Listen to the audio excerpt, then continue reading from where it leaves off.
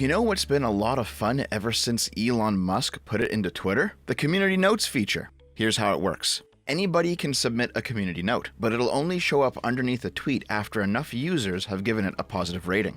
Due to the feature's ability to present an alternative point of view on a tweet, in the tweet itself, and not some side fact-checking website like Snopes, there's been a ton of hilarious moments where somebody's been captured in 4K, boldly lying about something that, before Community Notes, was esoteric enough to not be caught out on, at least not right away. But with the power of Community Notes, the entirety of Twitter can come together and dunk on these people in real time. When I showed off that tweet about Samus being trans and my link is a twink video from before, that little addendum at the bottom refuting the tweet's claim with sources, that is a community note. They're actually a lot of fun. Believe it or not, work on implementing community notes first began back in January of 2021. Back then it was called Birdwatch, and it was described as a community-driven approach to addressing misleading information. This was from before Elon Musk's ownership of Twitter, which is why Birdwatch functioned fundamentally differently than the current Community Notes feature does. Any correction to a tweet couldn't actually be viewed in the tweet itself like you can now, but instead you had to go to birdwatch.twitter.com in order to see them, which basically killed the service before it was even born.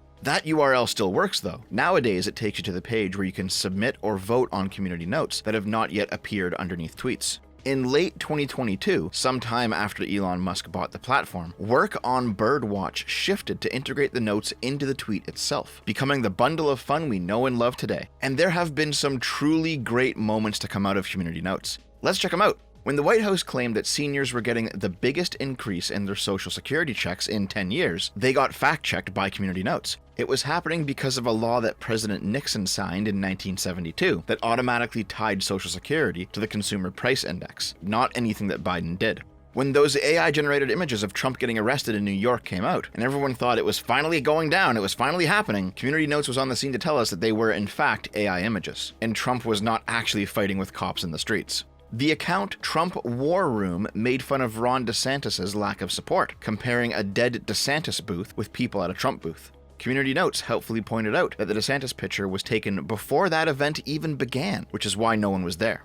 An LGBT activist posted a picture of a rainbow on a road in Florida with the caption, "Key West says fuck DeSantis," while the attached community note informs us that the photo was taken in June 2003 during that year's Pride event, back when Jeb Bush was Florida's governor.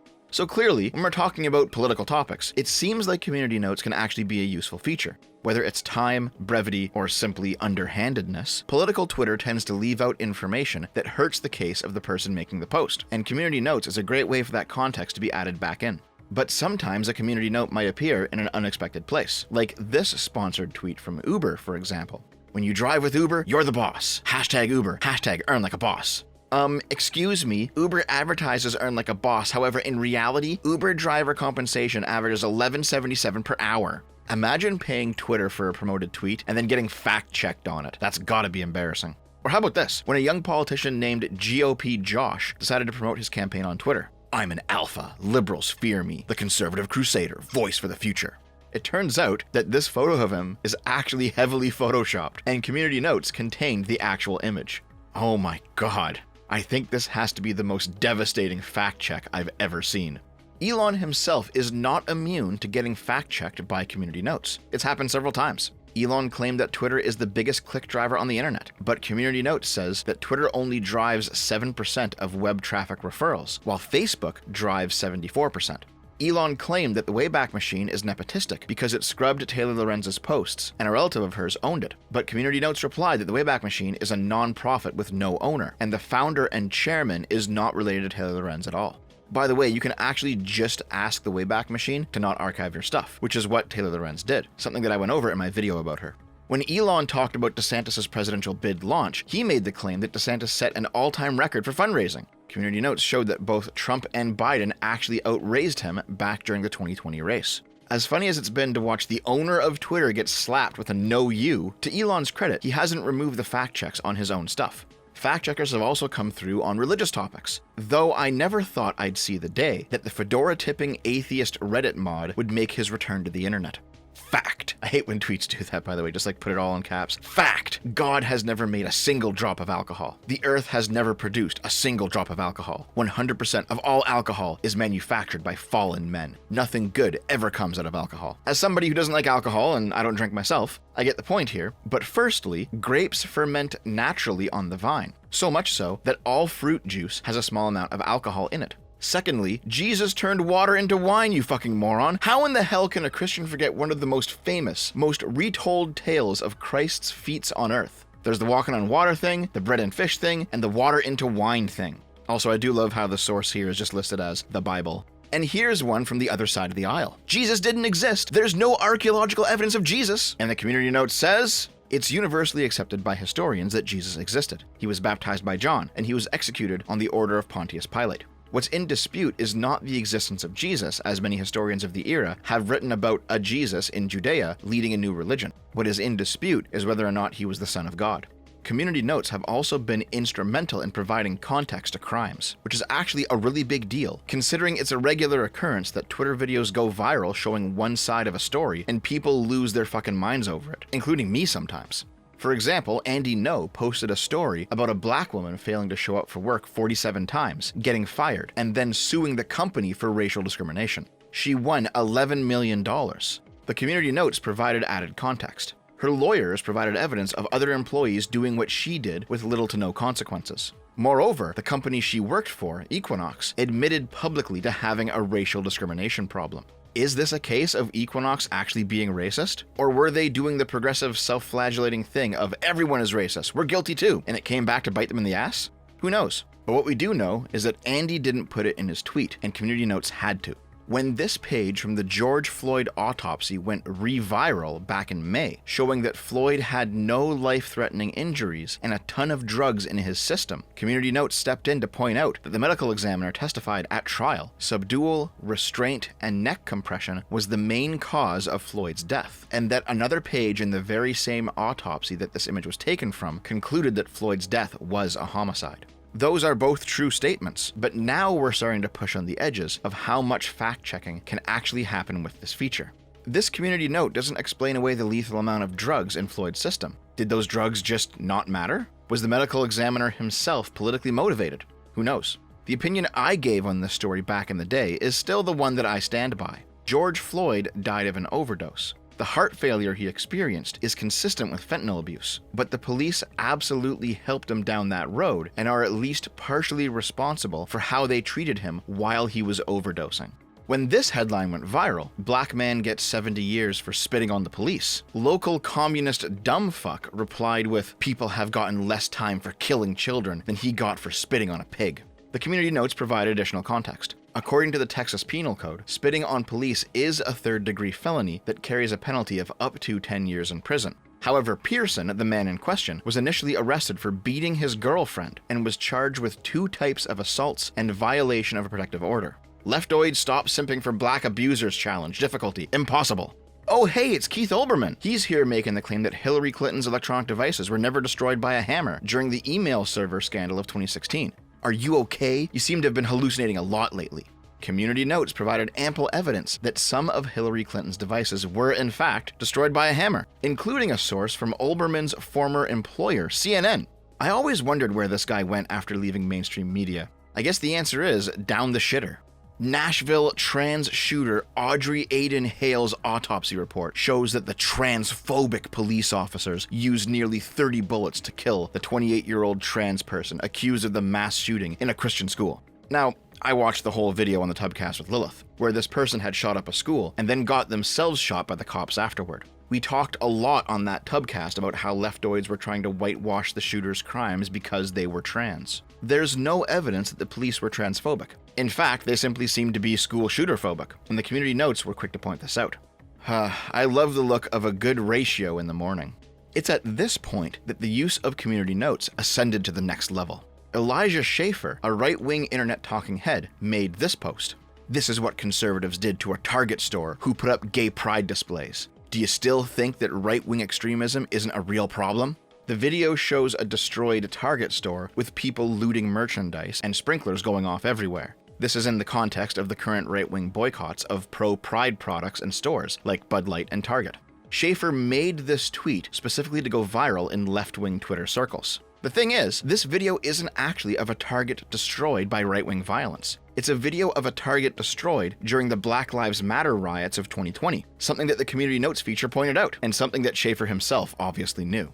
The new Community Notes meta has arrived. Describe an event in such a way that makes your own political faction look worse, and allow Community Notes to fact-check you as your tweet is going viral in your opponent's camp, giving your side an extra bump of authority.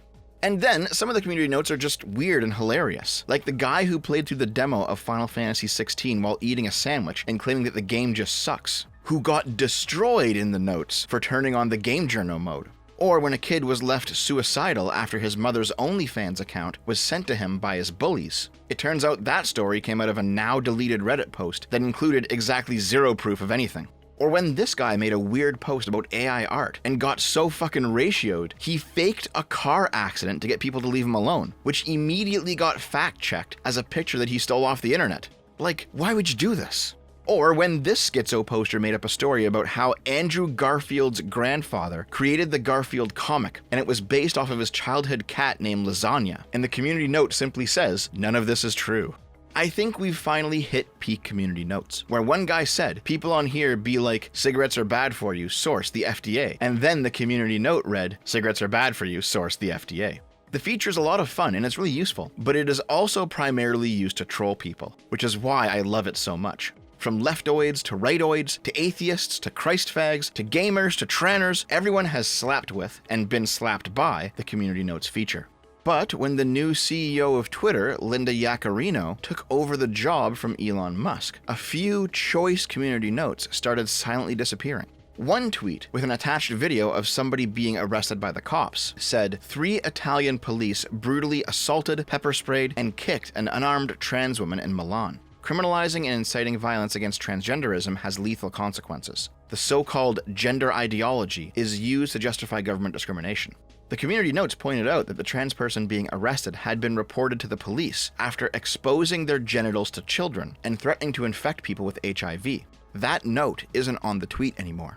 Or when Biden's official Twitter account posted, guns are the #1 killer of kids in America, more than car accidents and more than cancer. We can't let that become just another statistic. Let's ban AR-15 style firearms and other assault weapons. The accompanying Community Note read, according to the CDC, accidents are the leading cause of death for children and adolescents. The claim that guns are the leading cause of death for children would only be true if children under 1 are excluded and 18 and 19-year-olds are counted as children.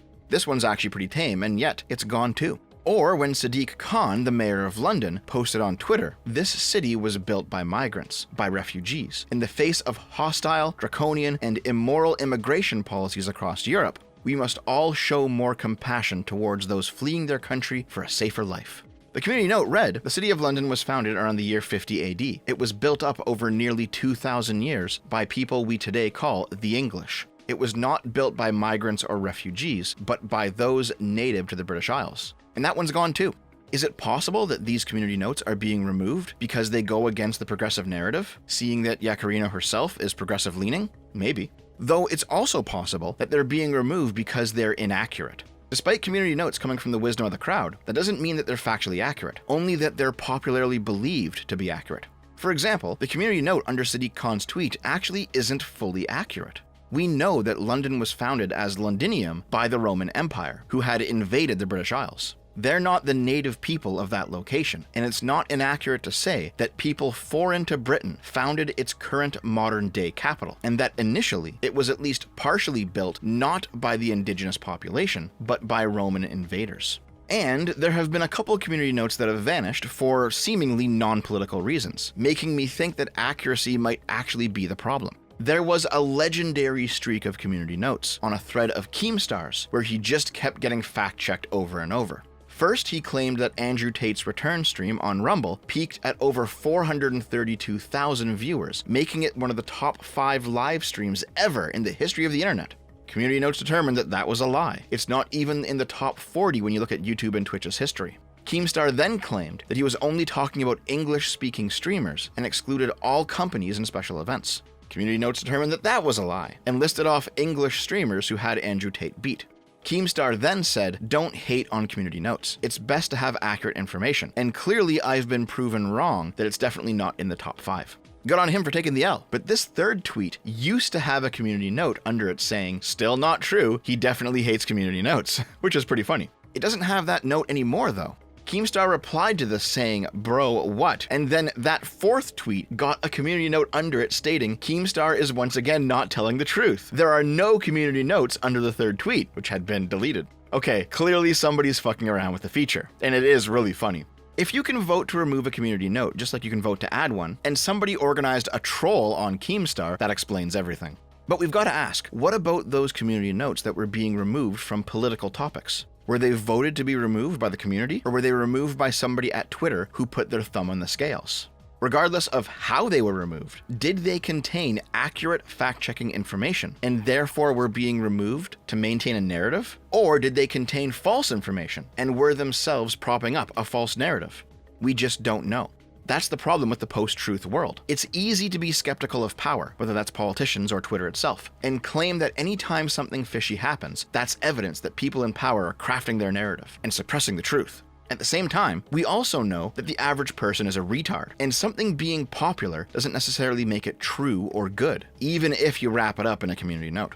Oh well, the feature's still a lot of fun. I'm just happy that from now on, every single time some corporate accounts reposts the cum burger, it'll include a community note saying, stop fucking posting this, you click-hungry cock goblins.